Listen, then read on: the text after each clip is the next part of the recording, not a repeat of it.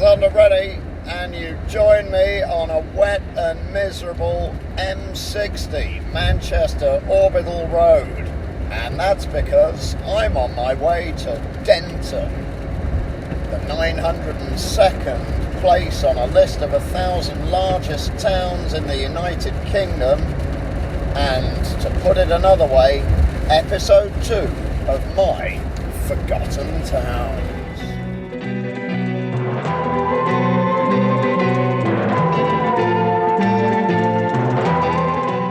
Denton, Lancashire, population 36,100, rank number 294.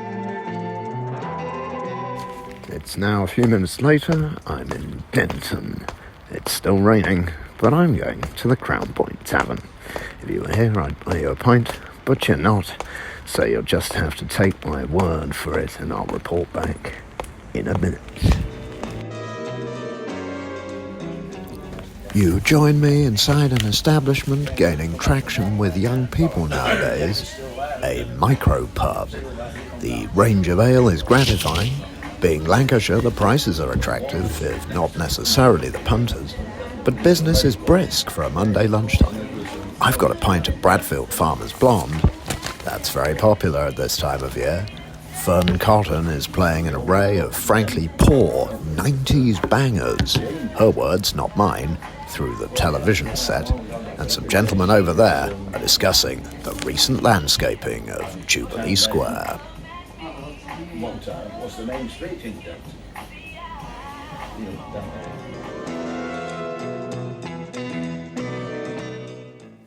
Since episode 1 of the show, an email has literally flooded in from a Mr. Telegraphos of Thessaloniki, who says, "Congratulations on the new podcast, which, once I had waded through minutes of sub-Partridge-esque twaddle, did at least give an insight into British local government structure, a subject which us Greeks often find perplexing. But why, oh why, did you omit to mention that Newton-le-Willows was the birthplace of light entertainment legend Rick Astley?" Well, listener, I can only apologise and hope that this has rectified the oversight. Having somehow escaped a protracted pub discussion about town planning, I can now offer you a potted rundown on the great and not so great of Denton. Into the former category undoubtedly falls Stone Roses drummer Alan Rennie Wren, and into the latter falls Mick Hucknall.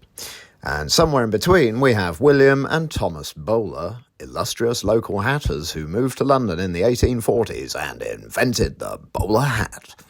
Not all hatters from these parts abandoned Denton, however, and at its Edwardian peak, Denton was the largest manufacturing centre of felt hats in the whole of the United Kingdom, churning out over 16 million tipfers in 1907 alone. Some claim that the slogan "Get Ahead, Get a Hat" originated here. Wikipedia, meanwhile, hedges its bets with the words "citation needed." Nonetheless, even if it's 40 years since the last hat factory closed, Denton has well-documented links with at least one element in this country's sartorial greatness. Less great, of course, is our inability to maintain consistent structures of local governance.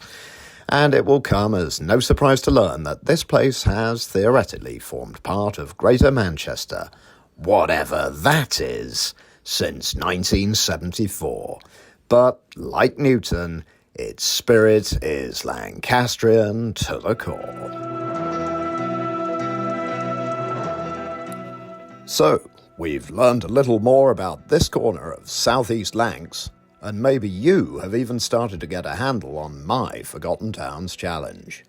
A romantic paean to our unsung municipalities? Or a soulless box-ticking exercise dreamt up in a desperate attempt to add meaning to your presenter's drab existence? You decide.